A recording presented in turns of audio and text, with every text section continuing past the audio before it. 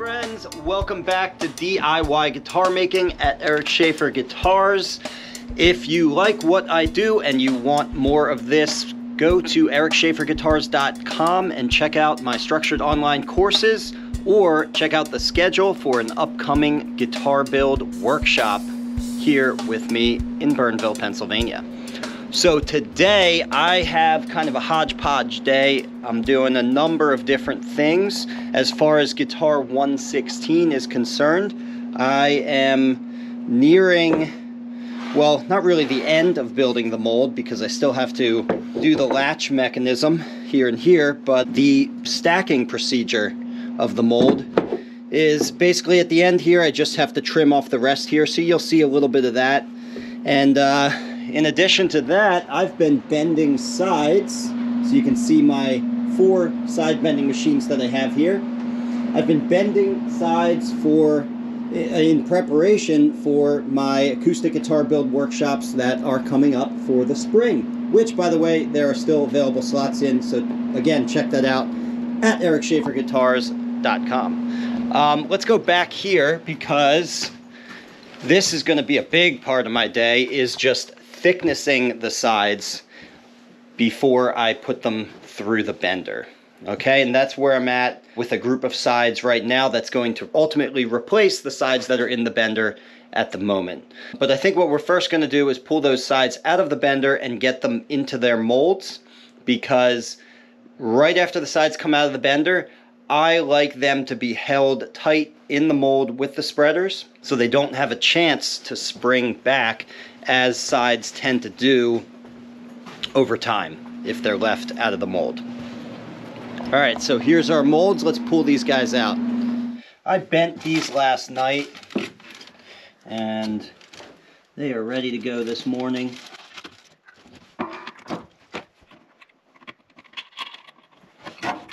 And one thing I had to do yesterday actually was remake one of these, because I realized the rollers, we'll call them, these things, the ones I originally made with just a single piece of MDF, I don't know if you can see that. See how they bend?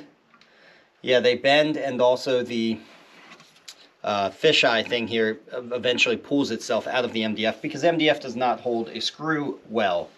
But high quality plywood does, and especially if you double it down.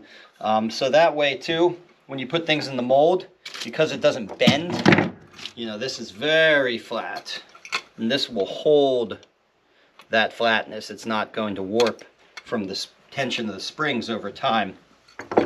And that means your sides aren't going to be subtly sort of convex shaped widthwise, right? It's not a big deal, but these micro improvements, I think, you know, it's the kind of thing that you address over time. They do matter.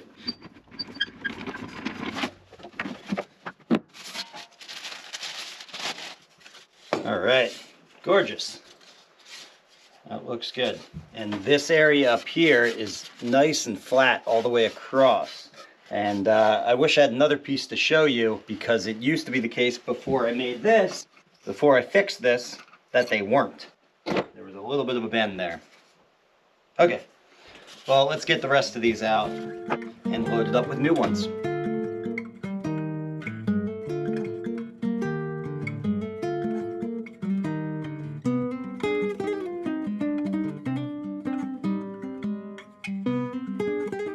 Okay, so I just put this up in the mold just for the purpose of marking a line here, which coincides exactly with the seam, this seam you see here, the seam of the mold, because that is my center line lengthwise of the entire guitar.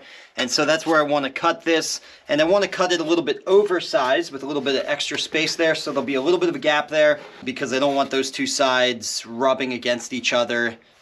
If you get a perfect fit there, that's fine, but it's just unlikely that it'll be a perfect fit, and there's nothing wrong with leaving a little bit of a gap there. There's nothing wrong with that, because later on we will be, or for these guitar students, will be installing a decorative end wedge in that place, and on the other side, the neck side, the entire neck heel is going to cover any small gap that you get there. So let's go ahead and cut this. Very simple.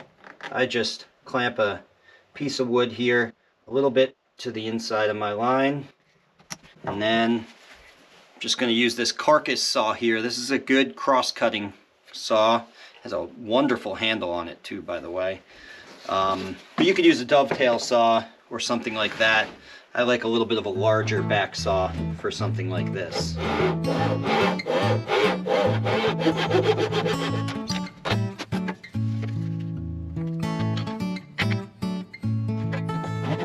And now we can fit these into place now that the ends are cut. You gotta be a little bit careful here because they are somewhat fragile. And then we can put our spreaders in and that will hold these. We'll be good to go. Let's see how that just snaps into place. It almost looks like it doesn't even need the spreaders, but what you can't see is that if I move the camera around, you could see it, but it doesn't perfectly conform to the shape of the mold without putting those spreaders in to take up a little bit of the extra space along the upper and the lower bout. So let's do that. Where are they? Here they are. So I got these for the lower bout. This one's for the waist. Now all of my spreaders, I used to have spreaders that each one was a single unit. It was all glued together. But I actually have since switched to keeping my spreaders. Each one is 3 individual pieces. There's the 2 cauls that fit the shape of the mold, and then there's the turnbuckle piece. And the reason for that is because I like to leave my spreaders in when I close the sound box. And then after the glue is cured, I can actually rescue these spreaders out through the sound hole. You can just pull your spreaders out if they are all one piece. You can pull them out before you close the sound box. I just find that the sides tend to relax inward just slightly if you do that. So it's a little bit better if you can leave them in there and then pull them out through the sound hole. Alright, I'll get to shut up and get this in there. I talk too much, sometimes.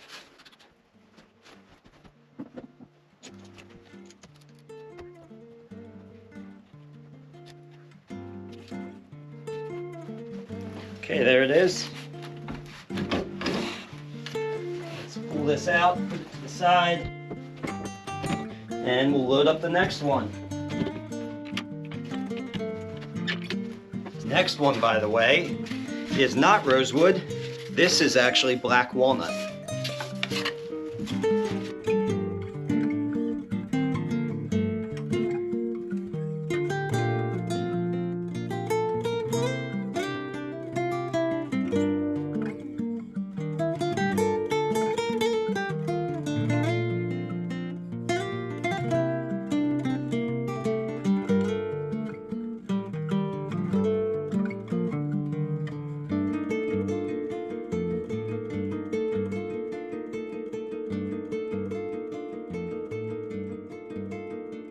Alright, so I've planed a whole bunch of these sets down to thickness, 6 sets to be exact, so that's 12 individual pieces, 12 sides.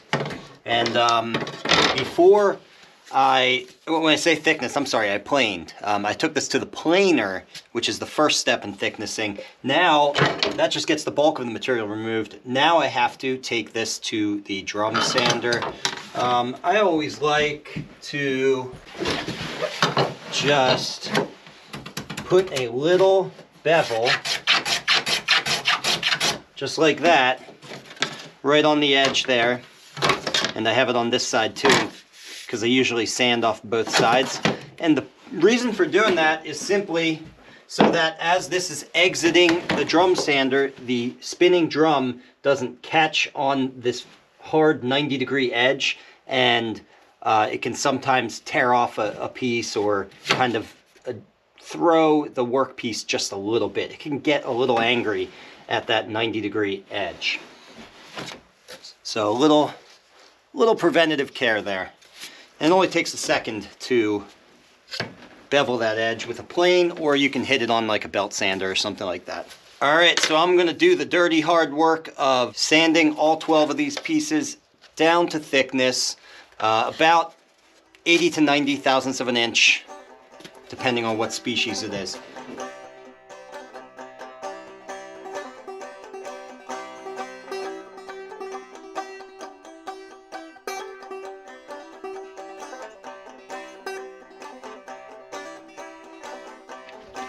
Okay. All right, we just need one piece to start. I can just put this to the side. And I have some parchment paper and aluminum foil from previous bends. Might as well use that. It doesn't need to get crumpled up and thrown in the trash every single time. Although after about, I don't know, sometimes I can get like 10 uses out of the same piece of parchment paper and aluminum foil. So after about like 10 uses or so, I will actually just crumple it up and throw it out because it starts to fall apart. And I'm going to spritz both sides of this side here.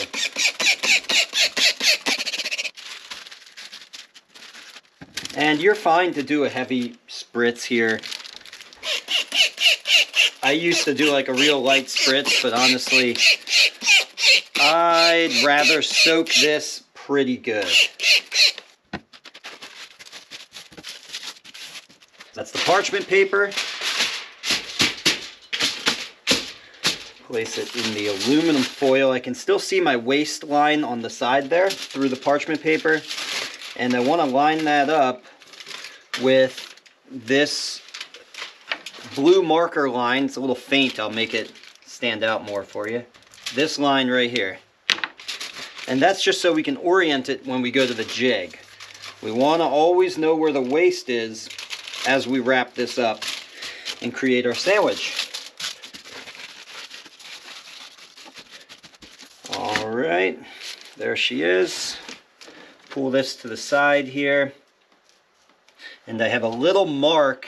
It's actually a cut, actually is more appropriate of a word than mark there. I've cut into my blue spring steel just a little bit because I find that little mark that I make on the steel to be easiest to see when I transfer this over to the jig. So my waist mark here, this blue line, I want to line up with the mark on the spring steel. And then I am simply going to curl the ends of the aluminum foil over around the spring steel just to help hold this in place. Just like that. All right, here's the rest of our sandwich.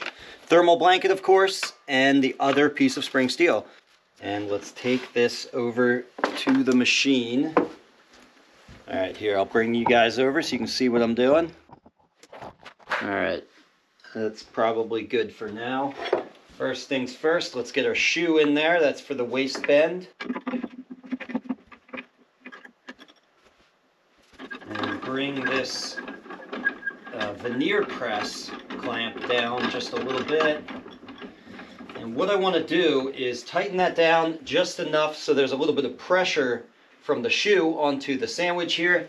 And that under pressure now I can wiggle this around until I can see that little mark on the spring steel through the center, this center line right here.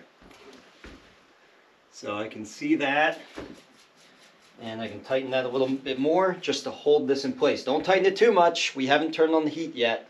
I really just want to give a slight bend at the waist to hold the piece in place. And then we are going to take these little spring clamps here, and I'm going to clamp the whole thing all the way across, and that is to seal the heat in once we do turn on the blanket, so that it's tightly against the wood. Otherwise, what are you doing? You're not doing anything. Here, let's give you a better shot here.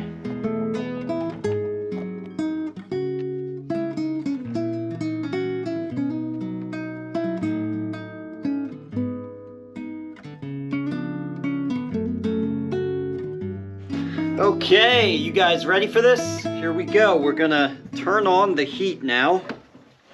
And actually, before I turn that on, I'm gonna stick a meat thermometer in here. Let me make sure this one, one of these, I usually stick two meat thermometers, one on the right side of the waist and one on the left side of the waist. You don't need to, but it's good to read it in different areas. This one says battery low. I knew one of these, the battery was empty, and the other one is periodically saying battery low as well. In fact, the battery might be dead in both of these, but actually that's okay. And I'm going to explain why in just a moment. Okay, here's the other one. Okay, this one's working right now, but as the battery gets low on these, they become less reliable, I've noticed. And I know the battery is low on this one as well. And as we pointed out, the battery is empty on this one. So no sense in using that, but we can stick this one in there. But you know what? Lately, because I'm lazy and I haven't gone and switched out these batteries like I should, I've noticed that I actually don't really need the thermometer or any way of reading the temperature. You can tell if you're used to this. I don't want to, make it seem like if you're completely new to bending that you should just do away with reading the temperature of your heating blanket. You're going to need that temperature when you're starting out for sure.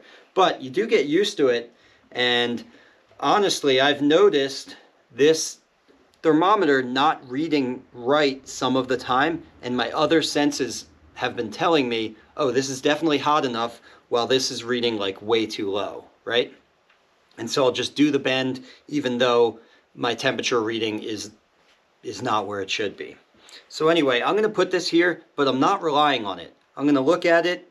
It might be giving me reliable information, but honestly, if I notice a bunch of smoke, and you want some smoke, some steam coming out, of course, but if it's billowing out with way too much, then I'm very hot, and there's a certain smell to it, by the way, too, if you're actually starting to scorch things. So honestly, bring all of your senses into this.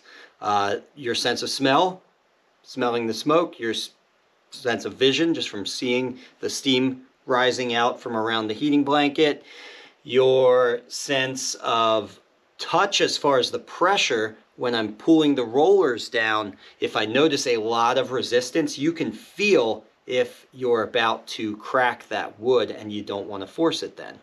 So that's your sense of touch. I don't think your sense of taste comes into play. I wouldn't recommend licking the heating blanket. You'll burn your tongue. But anyway, hearing. Yeah, right. Your sense of hearing, you can actually hear the little pops and crackles as the wood warms up. So anyway, I just wanted to point that out. I really should change these batteries, but we're gonna go with it anyway because it's been working out for me. All right, so I'm turning on the controller, and I'm gonna set the controller to a setting that I think will put us where we want to be, but it's always the case, the controllers are never that reliable. It's always the case that I'm going to let that information that I just talked about come in and feedback, my senses feedback into what I'm doing, and I'm going to make little adjustments as I need to on the controller. All right, and so far my thermometer is working because I can see the number is ticking up. And so once this really gets going, once the wood is warmed up and pliable, first thing we're going to do is the waist bend. We're going to turn this right here until we reach the bottom of our waist in the mold. And then the rollers come on. I always do the upper bout first and the lower bout second, simply because that upper bout is the really hard bend, okay? That's where if it's going to crack there or in the waist. The lower bout is the easiest thing of all. Sometimes I'll even shut this off after I've done the upper bout to let it start cooling down, and immediately after I turn that off, I can still do the lower bout because it's still warm enough, okay?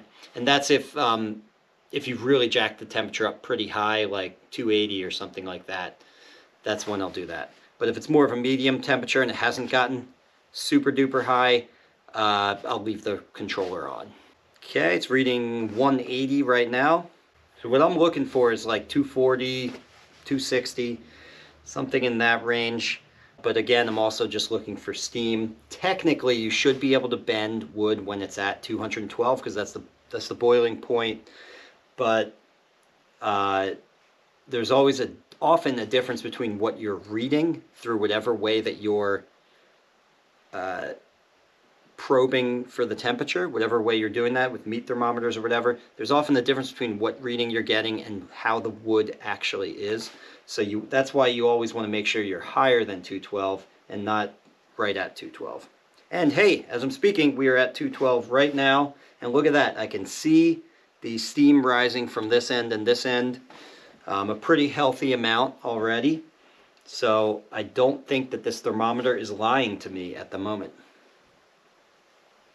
So we're going to let that continue to tick up. In fact, I just adjusted the dial so that the heat will increase a little bit more rapidly. It was going a little bit slow. Okay, there we go. Now it's going. We're at 240. And once it's there, everything can happen pretty quick. And the smoke is encouraging as well, seeing the smoke, so I'm not just relying on that thermometer because I don't fully trust it.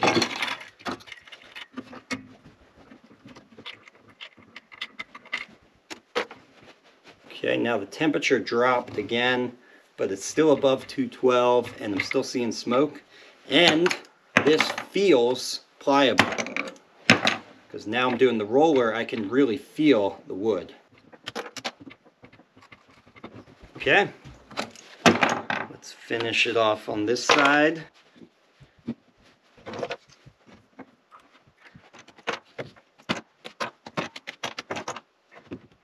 And sometimes once I do that lower bout bend, I'll just turn it off right away. And that's if I've jacked the temperature up really close to 300. Sometimes that's just how it is. Like the temperature gets high really quick and it stays that way. And I don't want to scorch the wood, so I'll just shut it off once I have the bends complete. However, if I've kept it in that healthy, like 250 degrees, that kind of range, I'll let it cook for about 2 minutes before I turn it off. So we'll just stand here and monitor the temperature. We're reading at like 220 right now, so that's good. I can just let that cook for a moment. And I can still see some steam coming up, but not a lot. If it was billowing right now, I would go ahead and turn it off. Okay, let's turn that off. And I have a very good habit of immediately unplugging it after I turn it off, just to be sure, right? No easier way to burn down your shop than to leave a heating blanket plugged in. All right, so now I can go ahead and jump over to the next side bending machine in what I call my side bending machine carousel, because I have these 4 side benders all going in a circle here. And the way that this works is once I've unplugged my heating blanket from the controller, I can just bring the controller on over here. And once I have my sandwich set up here with the heating blanket and the cord coming out, I'll then plug it in here and do the same bending process that I just did right here on this one. And on around we go. I'll get 2 more done after that. So for me, this works well at batching out, in particular, the sides for the acoustic guitar build workshops. And sometimes if I'm building 2 guitars for myself or for a client, I'll do the same thing. I'll use this setup here to be very efficient. Okay, but I hope you guys got something out of that. I'm going to go ahead and finish off the rest of this off camera. I'll see you guys in the next one. Bye for now. If you learned something here, please give this video a like and subscribe so you can be notified when I release a new DIY guitar making video. And if you want to really learn more, take one of my structured online courses at ericschaeferguitars.com or register for a hands-on guitar building workshop here with me in Burnville, Pennsylvania.